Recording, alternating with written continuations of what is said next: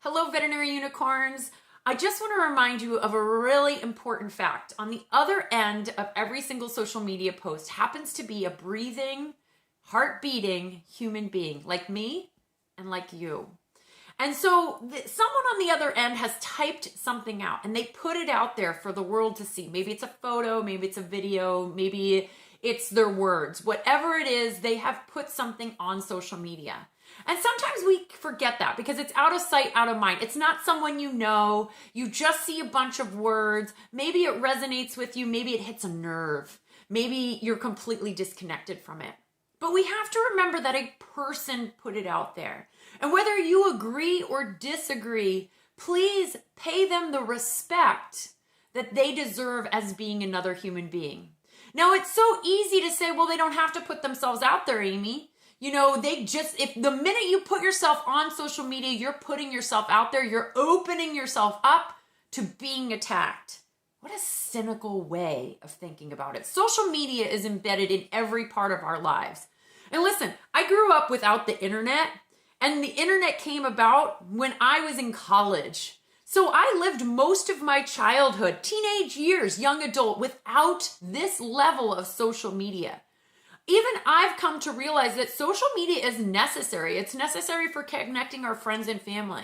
I mean, we all definitely saw that during times of the pandemic when we were in complete isolation. One thing that just kept going through my mind was, thank goodness we have all this technology.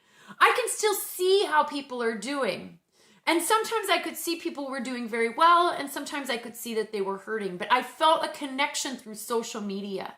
I also learned things from social media. I mean, for all of you vet techs who are on any of the vet nurse or vet tech Facebook groups, oh my gosh, we learn things all the time. There are things that people post that I'm like, are you serious? I had no idea someone was doing that. Or, oh, that's a really great idea. I might have to steal that and take that back to my hospital. So while it's not an educational resource, it is an educational resource.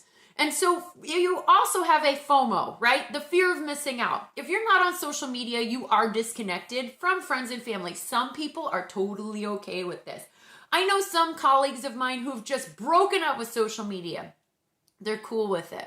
And they might be cool with it, but I actually feel a little disconnected from these individuals because I don't get to see them as much as I did before. Now, the reality is the reason why they broke up with social media is because of all the negativity and toxicity and all the gossiping and, unfortunately, the bullying and the hatred and the discrimination that runs rampant in social media. But here's the secret to all of that. Just don't be that person. Don't be that asshole. Like, really, that's all it comes down to. When you're posting on social media, just be nice. It shouldn't have to be said, but remember there's another person on the other end of that. And whether you agree or disagree, you're welcome to share your opinions. That is what putting yourself out there is. When I put something out there, I want people to share their opinions. They may completely disagree with me. I'm okay with that. It was my duty, in my opinion, to post something. And if they don't like it, that's okay, as long as they do it in a respectful and kind manner.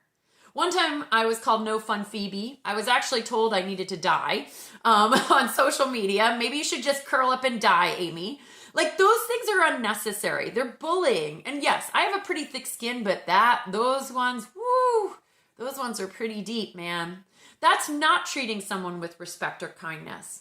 And so when we communicate, we have to make sure that we make our intent known. If I'm disagreeing with you, I'm always going to tell you, thank you so much for sharing your insight. Or I'm going to say something like, I disagree, but I respect you. And thank you for all the hard work that you do. Because the end is, I always respect the person for telling me their truth.